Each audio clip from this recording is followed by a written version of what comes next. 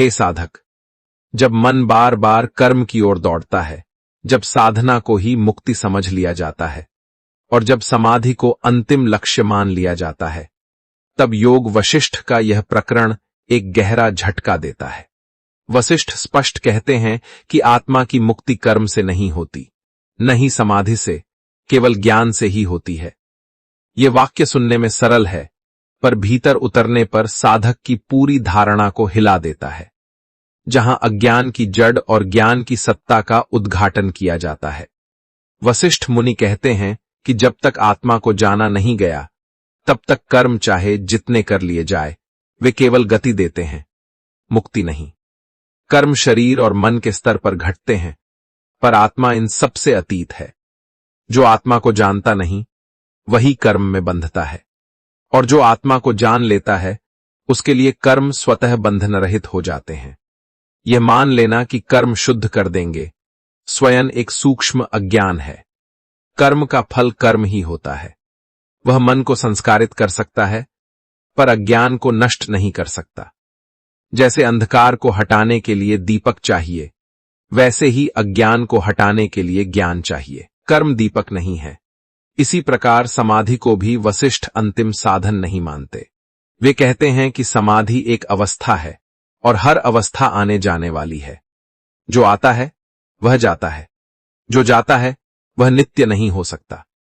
आत्मा नित्य है, इसलिए आत्मज्ञान किसी अवस्था पर आधारित नहीं हो सकता। समाधि में भी यदि आत्मा का बोध नहीं है, तो वह केवल मन का विश्राम है, मुक्ति नहीं। वशिष्ठ कहते हैं, बहुत से साधक समाधि को लक्ष्य बना लेते हैं। वे गहन ध्यान में लीन हो जाते हैं, मन शांत हो जाता है, विचार रुक जाते हैं, पर जैसे ही ध्यान टूटता है, संसार फिर वैसा ही खड़ा मिल जाता है। इसका कारण यह है कि ध्यान में मन शांत हुआ, पर अज्ञान नष्ट नहीं हुआ। हे राम, ज्ञान का अर्थ किसी जानकारी को जान लेना नहीं है। ज्ञान का अर्थ है अपने स्वरूप का प्रत्यक्ष बोध। जब यह बोध घटता है, तब न कर्म बांधते हैं, न समाधि की आवश्यकता रहती है। ज्ञान के बाद कर्म चलते हैं, पर कर्ता नहीं रहता। वशिष्ठ कहते हैं, अज्ञात आत्मा ही स्वयं दृश्य की सृष्टि करता है। यह वाक्य अत्यंत सूक्ष्म है।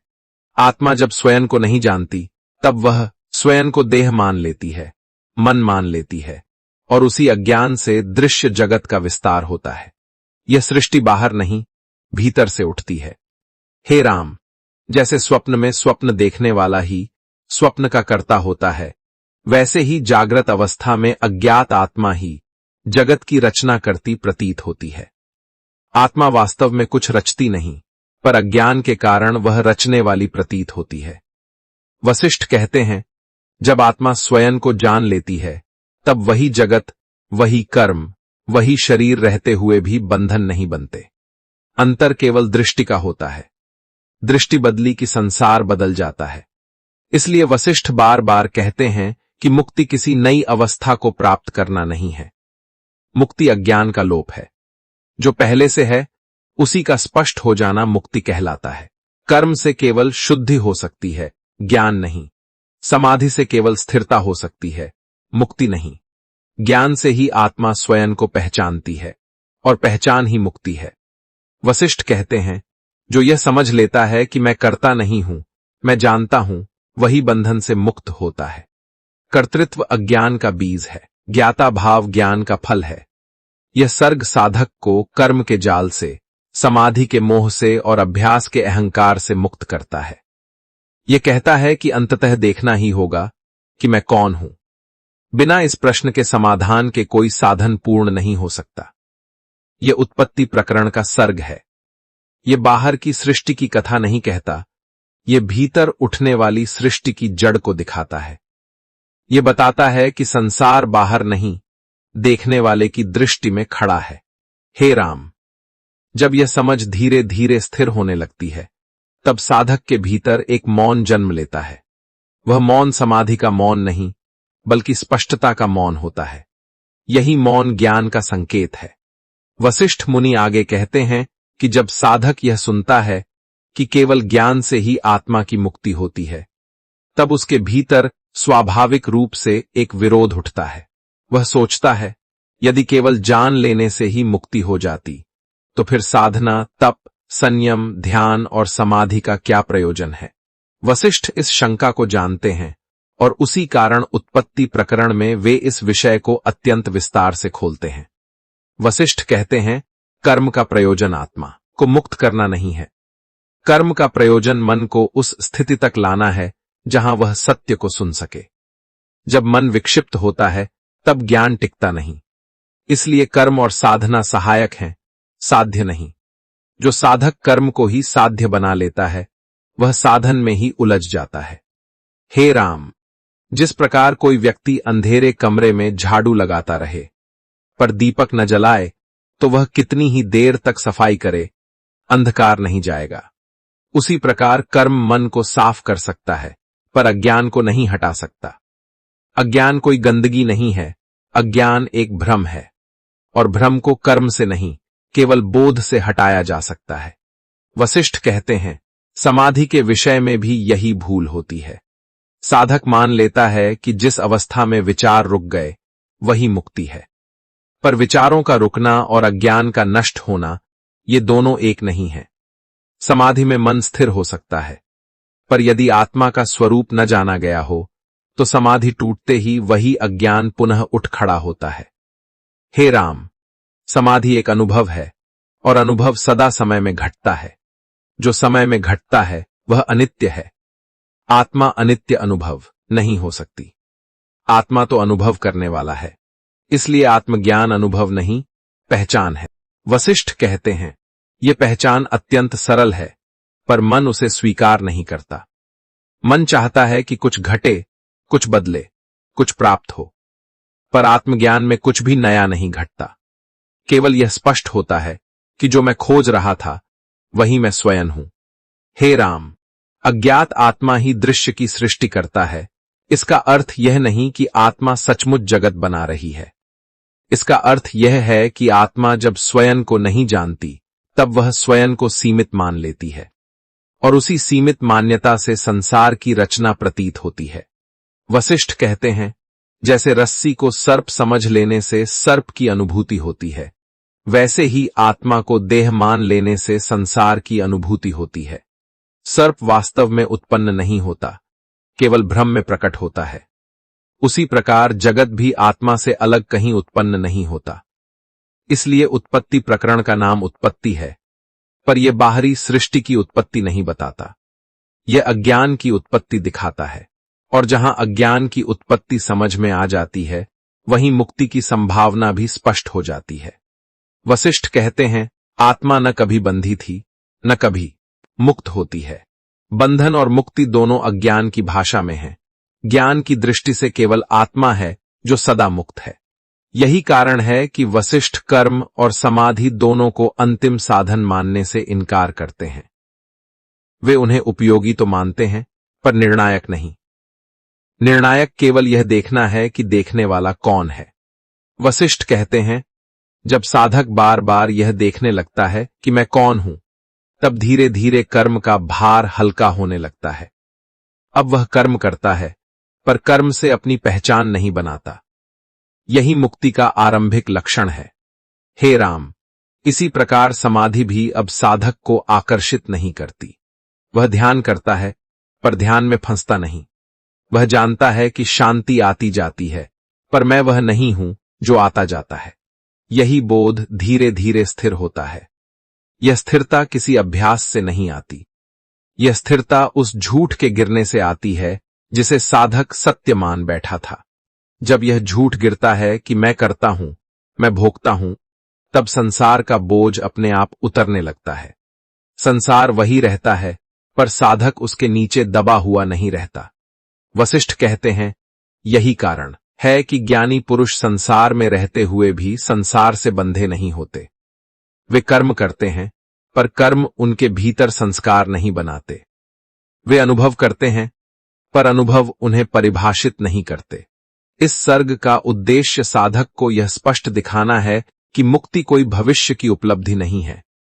मुक्ति वर्तमान में ही है, यदि दृष्टि सही हो।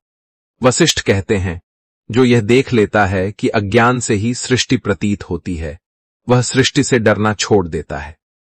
भय का मूल अज्ञान है, और जहां ज्ञान है वहां भय टिक नहीं सकता। हे राम, यही ज्ञान धीरे धीरे साधक को भीतर से शांत करता है। यह शांति समाधि की शांति नहीं, बल्कि स्पष्टता की शांति होती है। इसमें कोई प्रयास नहीं, कोई तनाव नहीं। वशिष्ठ कहते हैं, जब यह शांति स्थिर हो जाती है, तब साधक को यह भी स्पष्ट हो जाता है कि वह किसी मार्ग पर नहीं चल रहा। मार्ग ही उसके भीतर था, और जिसे वह खोज रहा था वही खोज करने वाला था। अब वशिष्ठ मुनि इस विषय के सबसे सूक्ष्म बिंदु पर आते हैं। वे कहते हैं कि साधक को यह समझ लेना चाहिए कि अज्ञान कोई अलग सत्ता नहीं है। अज्ञान केवल ज्ञान का अभाव भी नहीं है।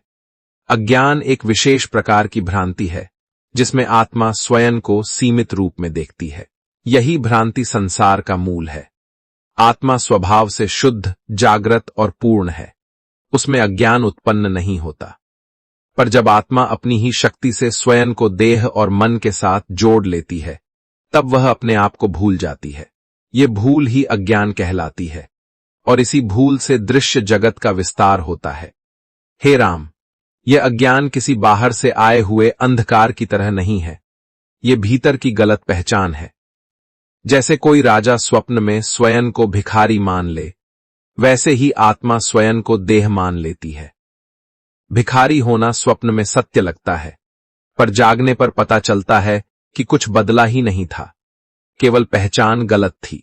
इसलिए मुक्ति का अर्थ कुछ नया पाना नहीं है। मुक्ति का अर्थ है गलत पहचान का गिर जाना। जब यह गिर जाती है, तब आत्मा वही रहती है जो वह सदा से थी। साधक जब इस बात को सुनता है, तब वह फिर पूछता है कि यदि अज्ञान इतना ही सूक्ष्म है, तो यह सब में बना क्यों रहता है? वशिष्ठ उत्तर देते हैं कि अज्ञान बना नहीं रहता, केवल देखा नहीं जाता। जैसे आंख स्वयं को नहीं देख सकती, वैसे ही आत्मा स्वयं को देखे बिना ही सब कुछ देखती रहती है। वशिष्ठ कहते हैं, यही कारण है कि आत्मा स्वयं को जानने के लिए किसी क्रिया की अपेक्षा नहीं रखती। क्रिया मन के लिए है, आत्मा के लिए नहीं। आत्मा तो पहले से ही प्रकाशित है। उसे प्रकाशित करने की चेष्टा करना ही अज्ञान का विस्तार है। यही वह बिंदु है जहां कर्म और समाधि दोनों पीछे छूट जाते हैं। कर्म कुछ करने की धारणा पर आधारित है, समाधि कुछ विशेष अवस्था पाने की आकांक्षा पर आधारित है। पर ज्ञान इन दोनों से परे है। ज्ञान कहता है, जो है वही है। वशिष्ठ कहते हैं, जब साधक बार बार इस सत्य की ओर लौटता है कि मैं देखने वाला हूं, तब धीरे धीरे दृश्य का भार हल्का हो जाता है। संसार वही रहता है, पर उसकी पकड़ ढीली पड़ जाती है। अब सुख आता है तो भी भीतर कोई उत्साहजन्य बंधन नहीं बनता। दुख आता है तो भी भीतर कोई प्रतिरोध नहीं उठता। हे राम, यही वह अवस्था है जिसे लोग जीवन मुक्ति कहते हैं। जीवन मुक्ति का अर्थ यह नहीं कि जीवन में कुछ विशेष घटता है। जीवन मुक्ति का अर्थ यह है कि जीवन घटता है, पर भीतर कोई ग्रंथि नहीं बनती। इस अवस्था में साधक कर्म करता है, पर कर्ता भाव नहीं रहता। वह बोलता है, पर वक्ता भाव नहीं रहता। वह सुनता है, पर श्रोता भाव नहीं रहता। सब कुछ घटता है, पर भीतर कोई केंद्र नहीं बचता जो अपने को अलग माने। हे राम, इसी कारण ज्ञानी पुरुष का जीवन साधारण दिखाई देता है। वह चमत्कार नहीं दिखाता, वह उपदेश नहीं देता, वह बस सहज रहता है। पर उसकी सहजता ही सबसे बड़ा उपदेश बन जाती है। वशिष्ठ कहते हैं, अज्ञान का अंतिम लक्षण यह है कि साधक मुक्ति को भी एक वस्तु मान लेता है। वह सोचता है कि एक दिन मैं मुक्त हो जाऊंगा, पर यह सोच ही बंधन को आगे बढ़ाती है, क्योंकि भविष्य में स्थित कोई मुक्ति वर्तमान अज्ञान को मजबूत करती है। हे राम, ज्ञान कहता है कि यदि आत्मा नित्य मुक्त है, तो भविष्य में क्या मुक्त होगा? जो मुक्त नहीं था वही मुक्त होगा, और जो सदा मुक्त था उसे मुक्त होने की प्रतीक्षा क्यों करनी चाहिए? यही कारण है कि उत्पत्ति प्रकरण के इस सर्ग में वशिष्ठ किसी विधि का विधान नहीं करते। वे केवल देखने की दिशा बदलते हैं। वे साधक से कहते हैं, बाहर मत देखो, भीतर भी मत देखो, केवल देखो कि देखने वाला कौन है।